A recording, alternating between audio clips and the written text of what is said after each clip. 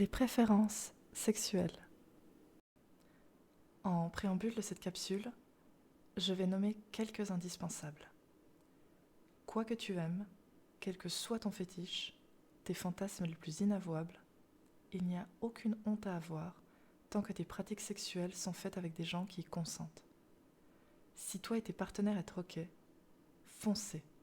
Tu ne fais rien de mal, personne ne peut te juger. Maintenant, il faut que toutes les personnes impliquées soient consentantes, ce qui exclut d'office les mineurs, les animaux non humains et les personnes sous substance, qui ne peuvent donner leur consentement de manière éclairée. Voilà, il ne te reste plus qu'à te recouvrir de soda et de confettis, pratiquer le coït dans la joie et l'allégresse. C'est un trait d'humour, je précise. Quoique, ça doit être le kiff de certaines personnes, j'en suis sûre. Ah, une dernière chose. Je vais parler des préférences sexuelles, pas romantiques. Ici, pas d'amour, juste du désir et du plaisir. En général, quand on parle de notre orientation sexuelle, les gens s'imaginent un cadran, avec à un extrême l'homosexualité, à l'autre l'hétérosexualité, et à mi-chemin la bisexualité. Les choses sont bien plus complexes, comme tu t'en doutes. Dans le spectre de nos sexualités, nos préférences sont plus subtiles que juste homo, hétéro, bi ou asexuel. La plupart des gens sont attirés par les caractères sexuels secondaires, c'est-à-dire pour les mâles, une musculature prononcée, une voix grave, une pilosité abondante comme une barbe fournie, et pour les femelles, une poitrine proéminente, des hanches larges et une taille plus menue. Bien sûr, on trouvera des personnes qui sont dans l'autre catégorie ou hors catégorie, comme des grandes femmes, des hommes imberbes, etc. Et là, on est en mode facile, parce que je ne prends pas en compte les individus intersexués et les trans qui rajoutent du piquant à nos petites catégories. Oui, je me moque des codes établis, mais c'est pour vous préciser à quel point les choses sont d'une complexité qu'on ne fait qu'effleurer la plupart du temps. On voit les choses de manière basique. Tu aimes les verges ou les vagins? Tu aimes les muscles saillants ou pas? Tu aimes quelle couleur d'yeux? Brun ou vert? C'est très réducteur. Tout comme nos préférences culinaires et culturelles, on est influencé et incité dès notre plus jeune âge à aimer telle ou telle chose. Les représentations sexuelles sont en écrasante majorité hétérosexuelles. Les corps sont standardisés, on voit rarement des personnes queer ou hors des canons de beauté, et on ne parle jamais des asexuels. Pas merci, notre société. Ce qui fait qu'on a rarement l'occasion de se découvrir, de chercher ce qu'on aime ou désire. On prend souvent le par défaut. N'aie pas peur d'explorer, de te laisser une porte ouverte, quitte à la fermer définitivement plus tard. Certains et certaines d'entre vous sont excités sexuellement par une voix grave, une peau douce, la chute des reins ou les corps androgynes. Maintenant, l'individu qui possède ces caractéristiques peut être une femme, un homme ou une personne intersexuée. Exemple.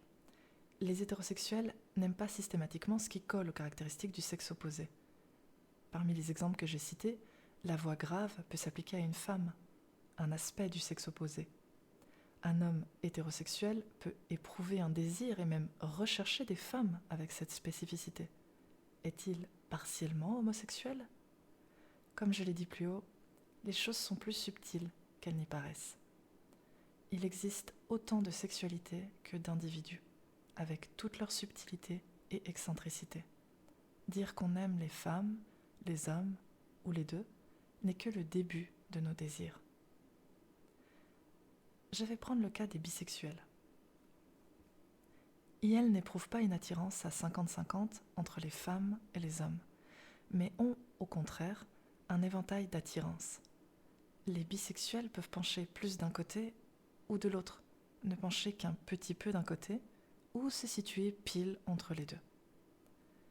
La sexualité est aussi vécue différemment suivant les personnes.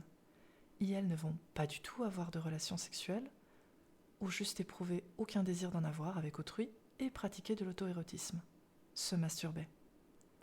Et tout ça, c'est ok.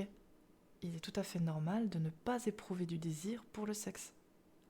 On ne le dira jamais assez, tu peux ne pas avoir envie de rapport. Ce n'est pas une pathologie. Ne te force pas et ne laisse personne te forcer. C'est ton corps, ton choix.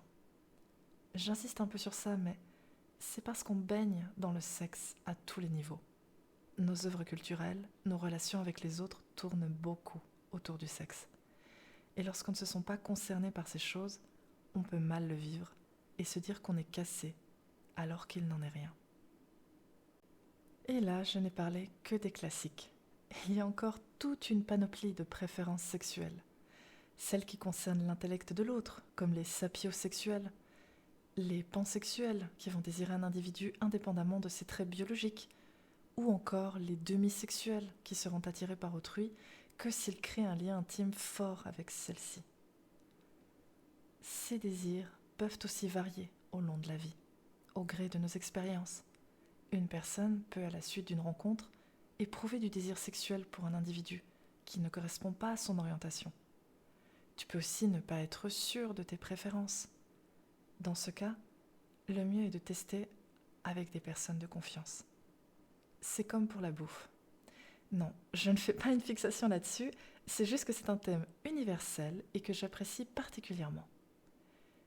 Tu sais ce que tu aimes ou pas. Il y a des aliments que tu ne veux pas toucher et d'autres où t'hésites. Tu goûtes un petit peu et t'es fixé. De nombreuses choses peuvent nous exciter chez l'autre.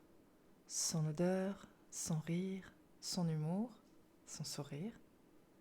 Mais attention à toujours bien choisir tes partenaires. Ne pas te mettre ou mettre l'autre en danger. Établir une relation de confiance et prendre tes précautions. Les préservatifs pour éviter tout un tas de soucis sont encore le plus pratique.